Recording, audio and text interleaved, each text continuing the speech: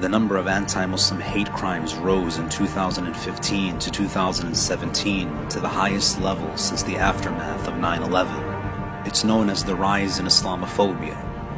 Islamophobia is defined as the irrational fear, prejudice, and hatred directed against Islam or Muslims. It was a term coined in the early 20th century, but became increasingly salient in the past couple decades. Islamophobia is a relatively new term, but as a phenomenon, it dates back to the early days of Islam in ancient Mecca. The first victim of Islamophobia wasn't the hijabi in northern London who was assaulted for her headscarf, nor was it the brother in Manhattan who was spat on and told to go back to his country. The first victim of Islamophobic rhetoric was the Holy Prophet himself. He introduced two teachings that shook the foundations of 7th century Arabia. The first being, you will only find tranquility and inner peace through submission to the one true God. And second, people are equal before their Creator like the teeth of a comb, irrespective of the color of their skin or their racial affiliation. For this, he was ridiculed, harassed, and abused. He was called a madman, a magician, a soothsayer. He was physically assaulted on a number of occasions, and he was ultimately driven out of his homeland.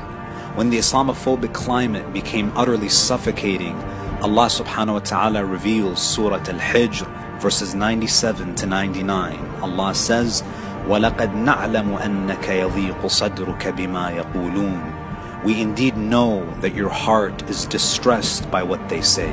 You find that even the Holy Prophet felt pain and felt distress because of the Islamophobic rhetoric.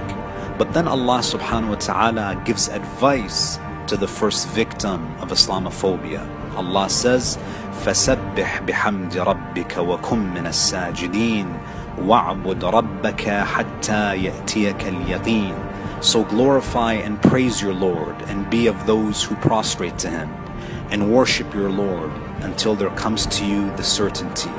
You find that Allah's advice to His Prophet in the face of Islamophobic rhetoric is simple. Be unapologetically Muslim. Remember me, because through my remembrance the hearts will be put at ease. You can't calm the storm, so stop trying. What you can do is calm your heart. The storm will pass. And the way that you calm your heart is through Allah's remembrance. As Allah says, أَلَا بِذِكْرِ اللَّهِ تَطْمَئِنُّ الْقُلُوبِ. Verily, with the remembrance of Allah are the hearts at ease. Brothers and sisters, allow your moral uprightness and integrity to shatter the misconceptions about Islam. And bear in mind that the truth will always attract adversity.